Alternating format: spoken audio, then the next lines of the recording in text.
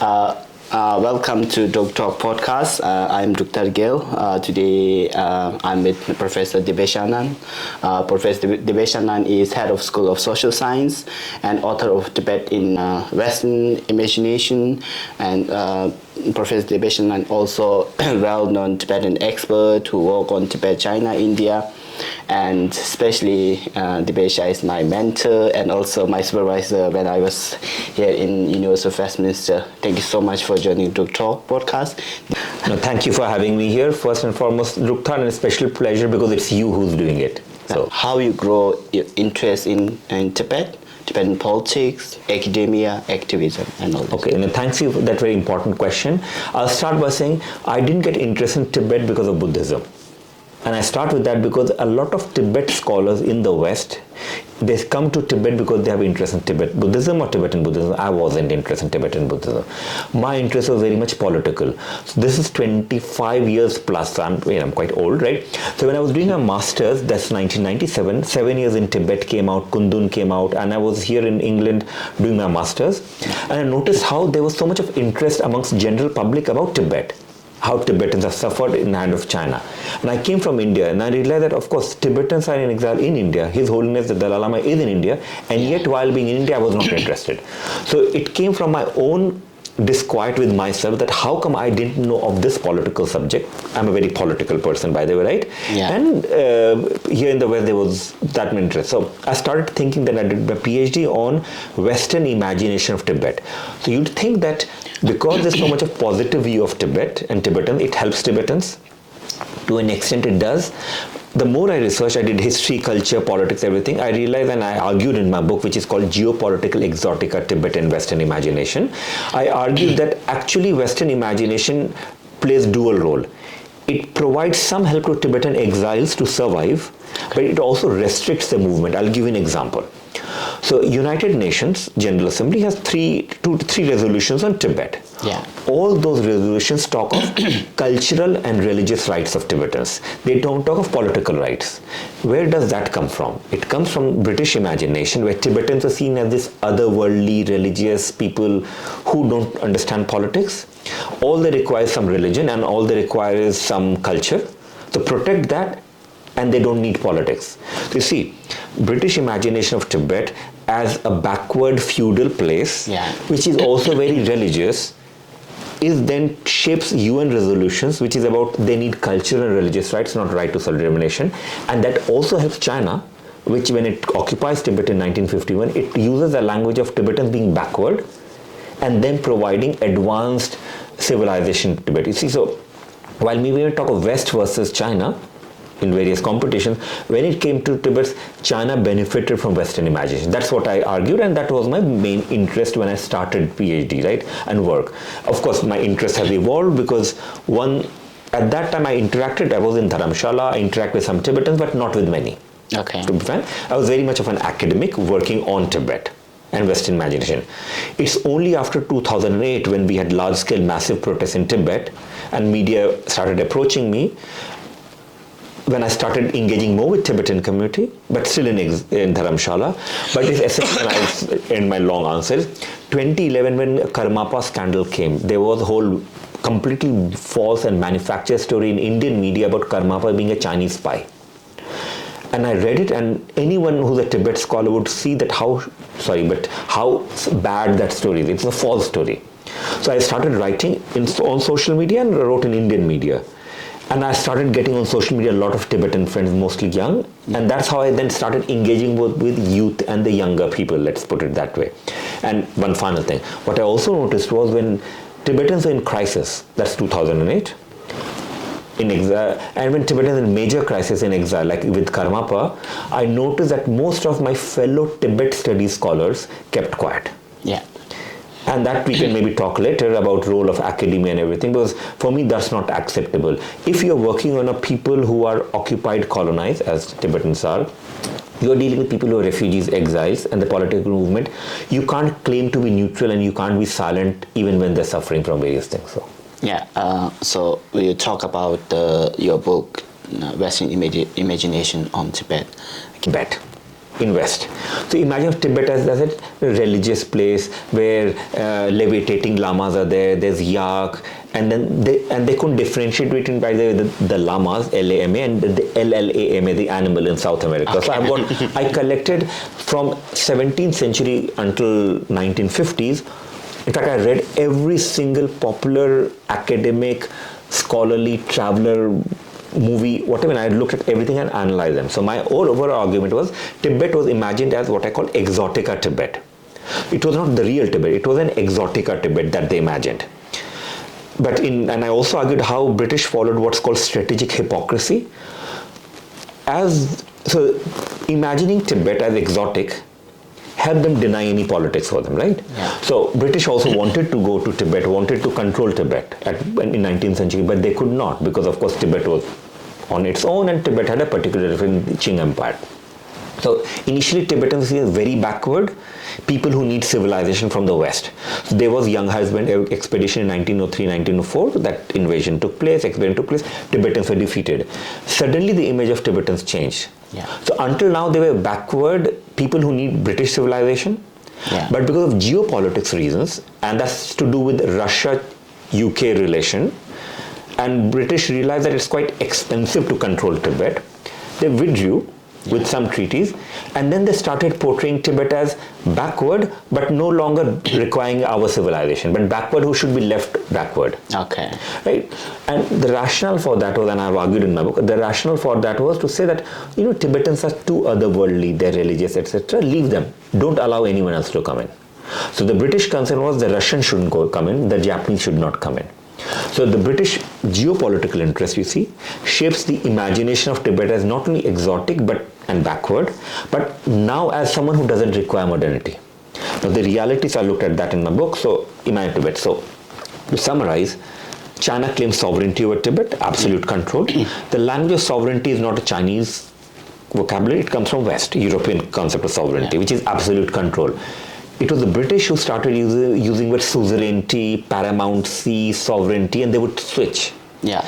But then Chinese took control and made it about sovereignty. That's what I argued in my book. But the second part of my book was also looking at the Tibetan identity in exile. Okay. How Tibetans insist that they're peaceful, they're non-violent, and of course it comes from His Holiness the Dalai Lama. But we all know that Tibetan struggle has not only been peaceful, it has also been non-peaceful. The uprising from 1956 to 1960s.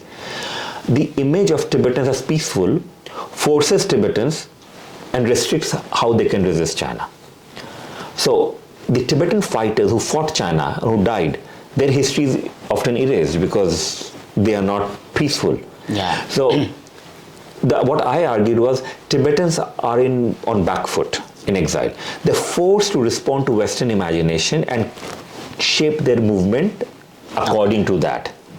Now, that's what Tibetans might choose, that's fine, but they are under restriction. So, to summarize, what I then argued was that, and I analyzed Dharamshala as a little last, and also that overall argued that overall Western ideas and Western practices have not been friendly to Tibet, but they have benefited China and essentially provided that dual tool to Tibet which could be used sometimes for the movement but also restrict the movement.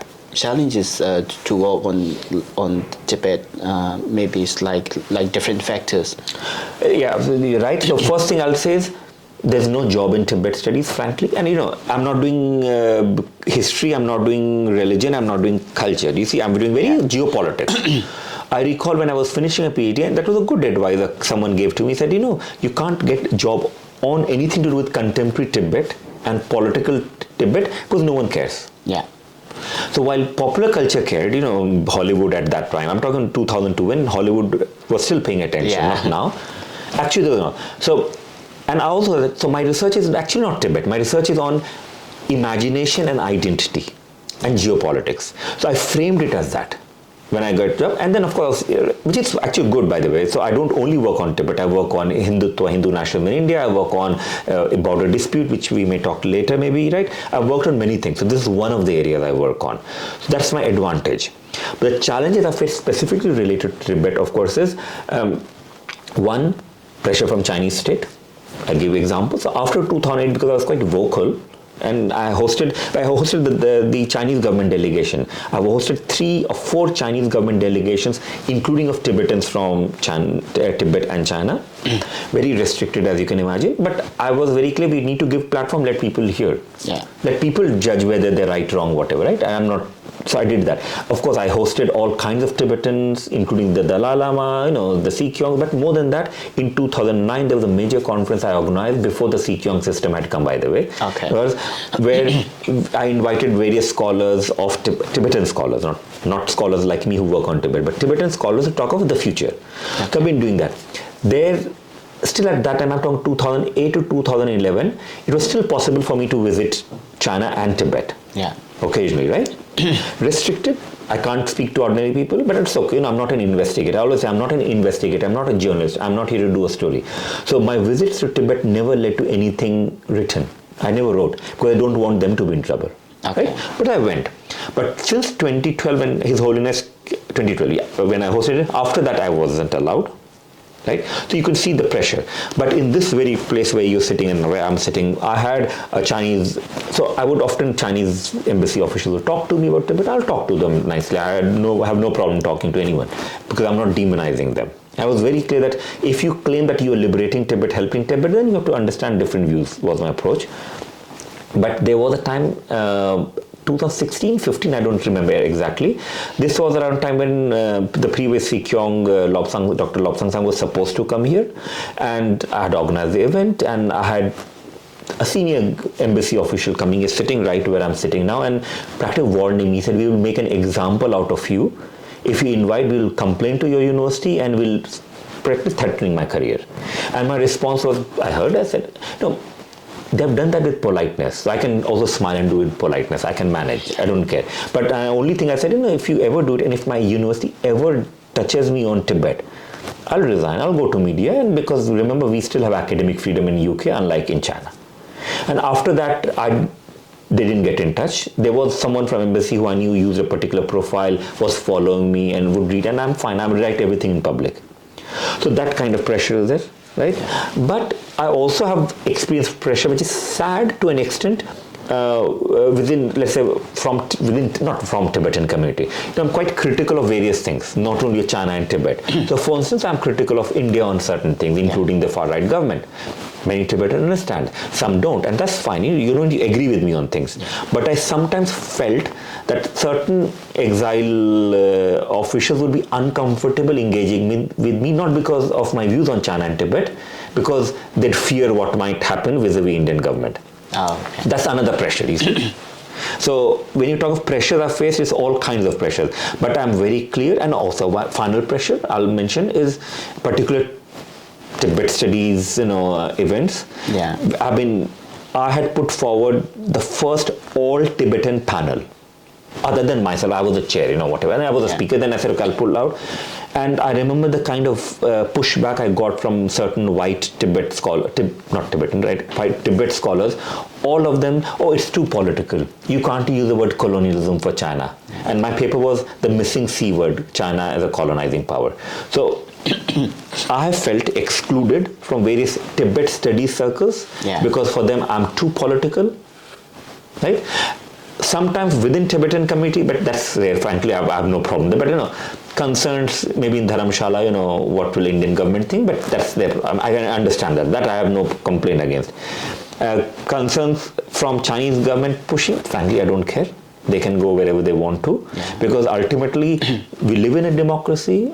I'm working in a democracy with all its flaws. I do strongly believe in academic freedom, and if we are speaking about Tibet and colonization there, which is my work, how can we not? So all kinds of pressure there, but that's okay.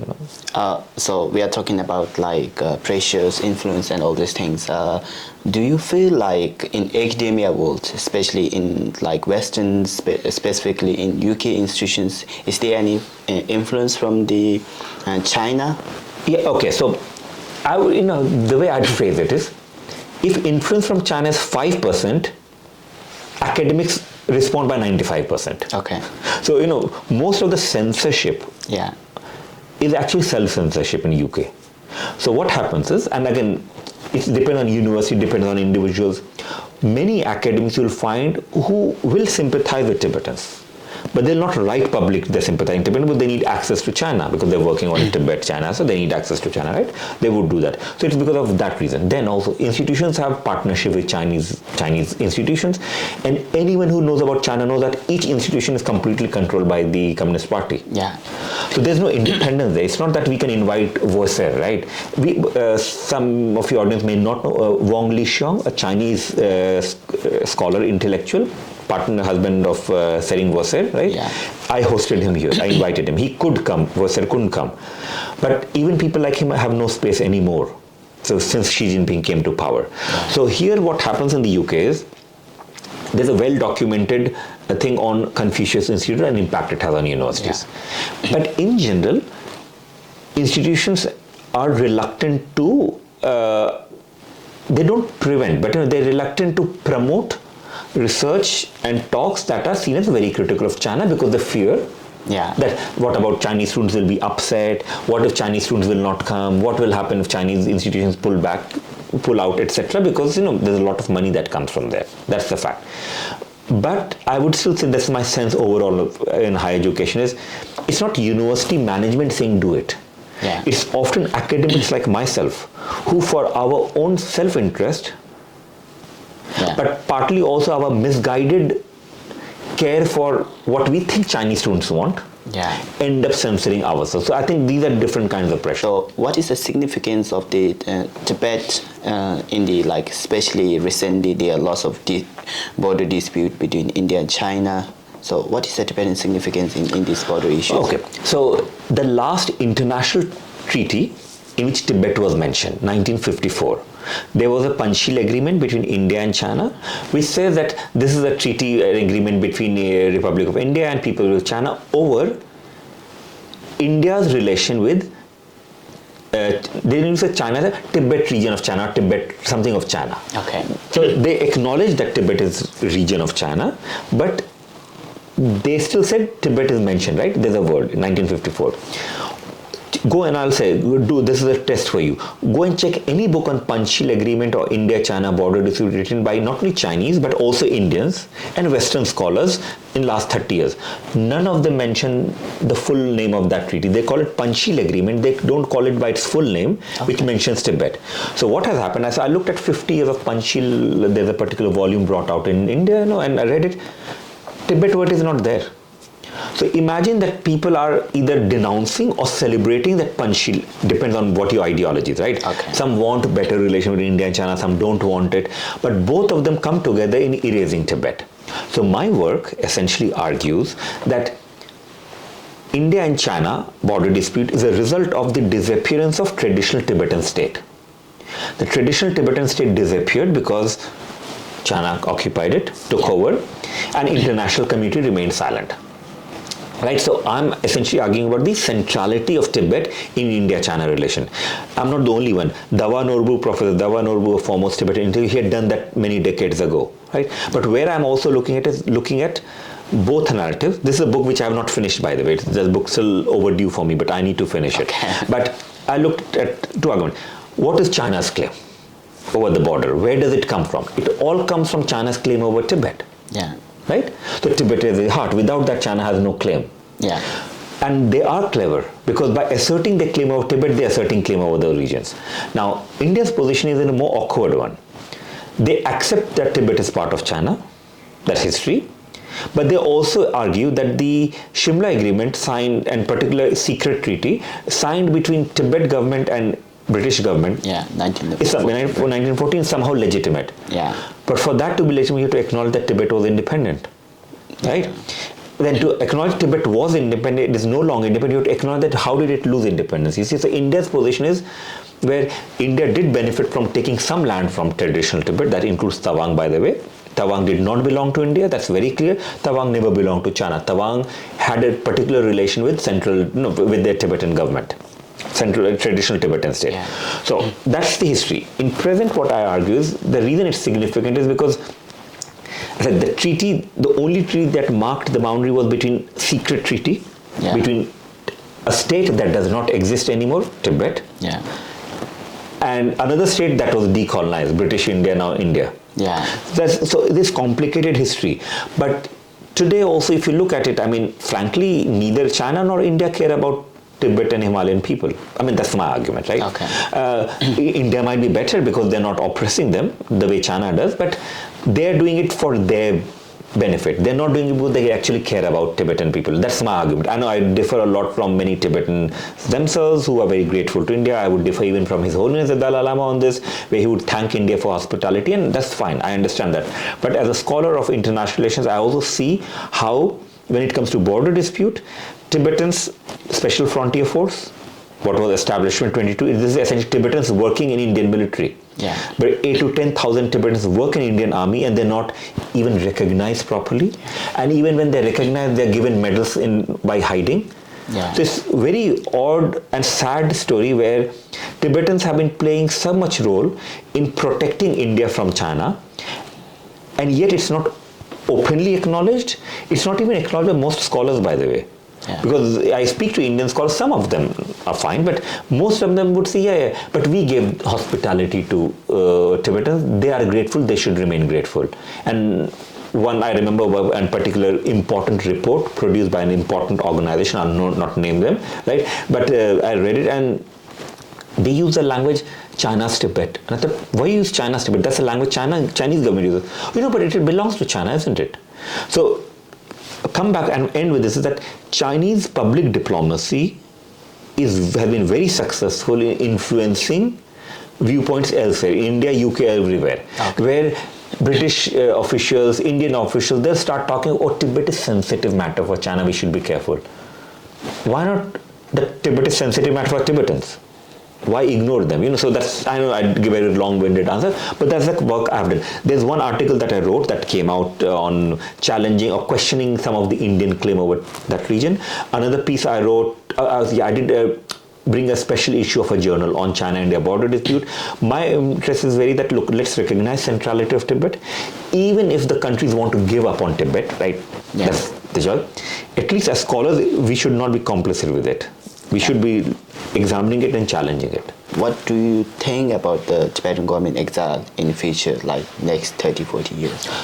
One, I mean, let me give a positive picture first, right? Which I don't believe in, but let's suppose, I hope it is there, but I don't think that's likely.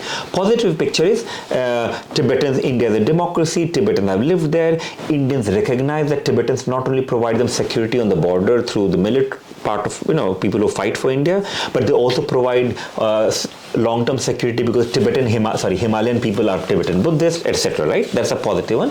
And let's say in 20, 30 years time, even if, let's say if there's no resolution on Tibet, Tibetans are there and they can make India their home. That's a very positive picture. But the problem with that positive picture, there are few. One, as Tibetans, you do know that you have no rights in India. India did not sign to Geneva Convention, so you have no rights as a refugee. So you can't go to the court to claim rights as a refugee. Now you can go to the court to claim rights as a citizen if you fulfill certain conditions. That's what happened in the past. But you can't claim rights as a refugee, right? You're gone. So either you give up on refugeehood and become citizen, or you are very precarious, very vulnerable. That's one. The second, look at, that's my analysis. Okay. It might not be true, is government in exile is government in exile. But what's the name of the government in exile in English now? Central Tibetan Administration. They don't call it government in exile. And again, I'm sure Sikyong, what's the translation of Sikyong? Is it political leader or? Yeah, political leader, yeah. But political leader, remember it used to be Prime Minister, government in exile. Yeah, we do have. So you see, the government in exile has disappeared. Now, while in Tibetan you might not have changed, in English, which is the language which Indians will understand, the government in exile is anyway no longer a government, it is a central Tibetan administration. The leader is no longer prime minister or whatever in exile, or government is a leader. See, you may think that in my analysis, that's not a change that comes from strength. That change comes from that we don't want to be seen as government in exile because Indian people or some might not like, because China pressures, how can you allow government in exile? Right? That's the second factor. Third, the recent sad episode around the Dalai Lama is very clear. And same with Karmapa in 2011. A video clip, let's say a very selective video clip comes on social media, The first news that comes out is NDTV, which is an Indian channel, and they put forward that news. They don't interview any Tibetan person. They don't ask any view from any Tibetan, and they cite a couple of Twitter handles that already disappeared. So very dodgy kind of things, right? Yeah. Fine. I said, in the West, you have, maybe media can't find Tibetan person. Maybe. I'm just saying, they can, but they can't. In India, you have got Tibetans everywhere. Yeah. Why not reach out? Why not ask them for their view? That, do you think this is right, wrong? You could still, let's say, question, but also ask, right? So, if you look at that, and that's just an example, that is, I know now Tibetans are mobilized, people are mobilized, but my fear is that the reputation of His Holiness has taken a very bad attack, and the main image of His Holiness in many people's mind will remain that video, by the way. You can give 100 times, no one will listen to you. That's what I'm finding now, right? So where does India come in? Indian government, fine, media is free technically, so they can do what they want. Indian media was irresponsible, and they still haven't corrected any of the story. Yeah. Right? Now, so, I said, not the best case scenario. So the other scenario is that Indian government will continue to provide some kind of position to Tibetans because it's helpful vis-a-vis China. But Indian public will not care. Because anyway, think of it. We have got so many Tibet scholars here. I mean, I'm not talking Tibetan, I'm talking Tibet scholars like mine. I work on Tibet. Yeah. How many do you know in India? Very few. They are, by the way, this whole generation coming up. I know some of them in various universities, IIT, Ashoka, Jindal, but still very few. In old big universities in India, including JNU, which is the main one, barely one or two will speak of Tibet. Be very careful. They speak of China, not of Tibet. This is because Indian, and I'm being very clear, since 1959, especially since after 1962, the war, Indian government has consciously worked to restrict the space that Tibetans have in India. So they live as refugee, they sell sweaters, etc. They can go and pray, they can do religious stuff, but Indian government has taken various measures to make sure that wider Indian public does not know anything about Tibet and Tibetans. And you think, but what's my proof? Just, as I always prove, just look at, no university will have Tibet studies wrong. There are very few that are Tibetan ones, right? Very few. In general, it's not there, but it's changing. So my hope, again, I want to end on hope. There are a growing number of Indian people who are interacting and knowing more about Tibet. And they're not knowing more about Tibet because they are anti-China, but they care about Tibet. And we need to encourage that. So I'll want to end this part of question of yours by saying that, look, so we don't know what will happen. All I would say is quite precarious, it's quite vulnerable. So don't take for granted that India will be a home. So work harder, and Indians have to work even harder to make sure that there's a strong root for Tibetans in India, so that if at any point there's a government that wants to sell Tibetan cause because they want some border resolution with China, they're unable to do it. So I think still jury is open, it's open what will happen, but we don't take for granted. Okay, don't take for granted that India will always be a home. So this is an article that came out in Central Asian Survey. It's called Colonization Chinese Characteristics, that's a politics of security in Xinjiang and Tibet, right? Now, what I understand is, like, I've been working on Tibet for many years. That's there. I've worked on Tibet vis-a-vis West, Tibet vis-a-vis China, and there's a book which is overdue again on China's public diplomacy on Tibet, by the way. And I've got all this file that's connected to Chinese propaganda. I have to analyze it. I don't have time, but I'll do it. But on board it is good. But there's something which I found was that how to understand China in Tibet. The more I thought about it, it's a colonial power. Now, I'm a student of history originally, and coming from India being colonized by Britain, so I have a sense of what colonization is, right? And I'm also part of various academic movements to decolonize. But what I found was that while China is a colonial power, no one argues that China is a colonial power. Most Tibetans talk of China occupation. Or sometimes they say military occupation. They don't use the word colonial occupation, right? But I understand Tibetan movement is there, but scholars also don't talk of Chinese colonial occupation. So I started thinking. So in 2012, I think I wrote an article, what was called in Rethinking Marxism. Because see, broadly I am a progressive person. I used to, and I'm still identified as left, right? So it was very clear that Marxists who are so anti-imperialist, why are they not recognizing China as a colonial power? So that article was called Post-Colonial Informal Empires. But I looked at India in Tibet, Kashmir, and China in Tibet. That was it, right? So I argued basically that these are imperial powers. Then I worked more and more. The more I engaged, I realized that actually it's not imperial power, they are colonizing power. So in this article, I looked at China. I've done that with India also, but I've done and Turkey and other places, but focus on China. Then, of course, Uyghur issue came up. Remember the concentration camps, everything I've paid attention on it is very similar. There are some difference, but essentially that's very similar. So the more I analyzed Chinese policy, and I argued in an article that the only way to understand is that China uses language of development. We are here to help you. We are here to help you Uyghurs. You don't want it, that's too bad. We'll still help you. But helping is on our terms, not your terms. That's colonialism. Because one important ingredient of colonialism is paternalism. That you don't know what's good for you, I know what it is. One. Another aspect of colonialism is hierarchy. We are never equal. I'm always the elder brother, you are the younger brother. See, the Chinese one.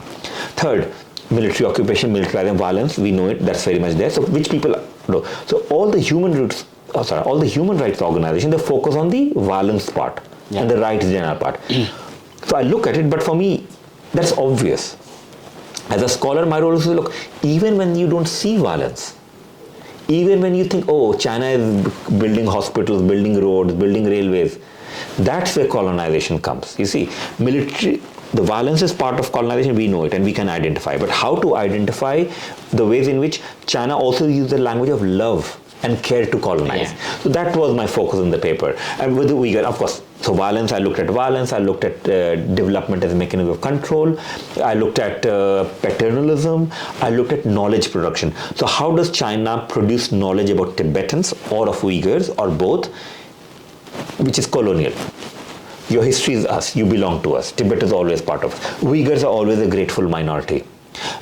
Anything Dalai Lama is bad, anything whatever, Rabia Kadir is bad. So I looked at that, I analyzed it, and my conclusion was that it's colonization. Now you may ask, but why do you call colonization Chinese characteristics? Because in Chinese rhetoric, they always talk of socialism with Chinese characteristics. Democracy with Chinese characteristics. So I played on that word to say it's colonization Chinese characteristics, which is essentially that it is colonization. That's my argument. Currently, the colonial boarding schools are going inside Tibet. So we are also talking about the knowledge production and all these things. It's a knowledge, but one is the knowledge about Tibetans, which they have already controlled broadly, but they can't control us. So this is where our role comes, right? We are like my kind of knowledge production clashes with their knowledge of Tibet. But the key thing is heart and mind of the Tibetan population themselves, right? How do they control that? You need to start from when someone's a baby. That's how you control the mind. You try to. You may not control, but you try to control. So the idea of the boarding schools, you may think, but boarding schools fun. I was in boarding school, by the way, in India, right?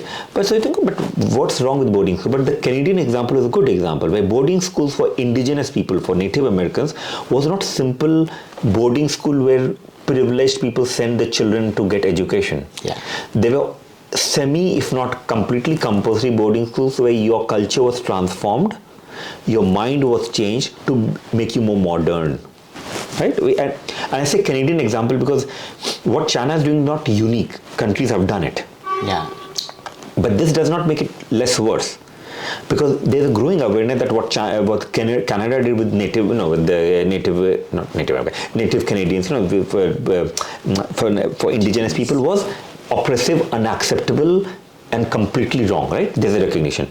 So once we know that, why not look at what's happening in Tibet and recognize it? So the reason why China will do it is because, I'll give you another example. Nomads being forcibly settled. Resettlement. So resettlement. Now on paper it looks fine. Why are they being resettled? So that they can get school, they can get education, they can get a hospital, they can get, everything good. Sounds good, development. That's what I mean by development as a mechanism of control. Ideal development is where it empowers us, not where it controls us. But the development that China brings is one number. So forced resettlement is like nomads have no option but to move in. Same as boarding schools. You change. Now, of course, there's a lot of focus on how, of course, Tibetans are being Sinicized, being made Chinese. Frankly, there are a lot of Tibetans who don't speak very good Tibetan. They might speak only Chinese, good Chinese, but they'll still be very critical of China because they would realize ultimately that even when they're trying to be Chinese, they'd always been seen with suspicion. And that's something important to bear in mind, that yes, the colonial boarding school is very harmful for Tibetan culture.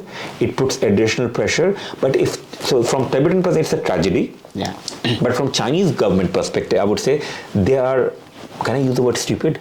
No, they are what's the polite word? They are completely wrong. They're completely wrong if they think that through these measures they're going to win hearts and minds of Tibetan population. Because you notice in any colonization context, give me India and Britain, the movement against Britain ultimately was led by those who were educated in British system, spoke good English, were very British, some of them in style, yet they challenged because ultimately Indians were never trusted. So if you look at Tibetans and Uyghurs, you can be the most loyal Tibetan or Uyghurs in Chinese system, but you'll ultimately never be trusted. I give two examples. Rabia Khadir, the Uyghur leader, she was at 1990s celebrated as, ideal Uyghurs patriotic citizen. She spoke something, she's out.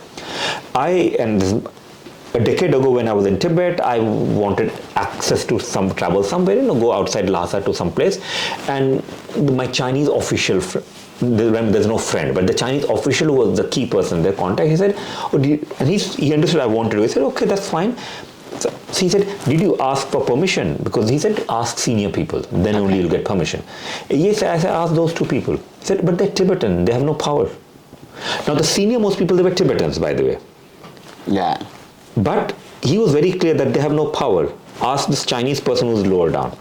Yeah. See, what I mean is, ultimately coming back to is yes, there's tragedy, all of that, but as a long-term scholar of geopolitics, colonization, for me, the key factor here ultimately is that China will never trust Tibetans because they know within that the occupation of Tibet is not only colonial but also illegitimate. So that's where my hope is. So again, I want to thank you, and thank you the person recording also. Thank you all for doing this. It's important that we need to have these conversations, right? But we need to have conversations for Tibetans, but also beyond Tibetans. Yeah. So I guess the first time you're doing in English is good because then this can also go beyond Tibetans. But that's important. We need conversations. We don't need to agree on everything, by the way. You don't need to agree on my view on colonization, or my view on India, or my view on Tibet studies. Doesn't matter. But we need to be open-minded. That's number one. Because, and I'll go back to His Holiness. His Holiness was very clear, Tibet has to be democracy. Democracy implies conversations and different views. So let's do that. That's one. I do also want to make a point about the importance of recognizing Chinese colonization and different ways in which it operates and how to push back against it, right? Third, and I'll end with that because ultimately I'm a scholar, Tibet studies scholar. I'll also want to give a message to all of my fellow scholars, Tibet studies scholars, that we would not be here had Tibetans not been here. So if we remain silent when Tibetans are colonized brutally, if we remain silent when the main Tibetan symbol of hope, the Dalai Lama, is attacked, or anyone is attacked, if we remain silent because somehow we are not political, I'm sorry, but that's essentially then siding with China, how I would say it. I know it might sound hard, but for me, I would appeal to all Tibet scholars that you can't be a Tibet scholar unless you recognize and accept that Tibetans are facing erasure in the world because of Chinese colonization, and if we can't stop that erasure from happening through our work, at the least we can do is we can at least push back against any stories that come out in our countries, not China, but in our countries where US, UK, France, wherever, that we push back against any kind of attack on Tibetan population, because ultimately it has to be our responsibility. So I would want to end with that because I don't think many Tibet studies people see it as that. They want to be apolitical. There's no way in which we can be apolitical when people are facing genocide erasure. Thank you. Thank you so much, Dibyesh, for joining us. Thank you so much. You.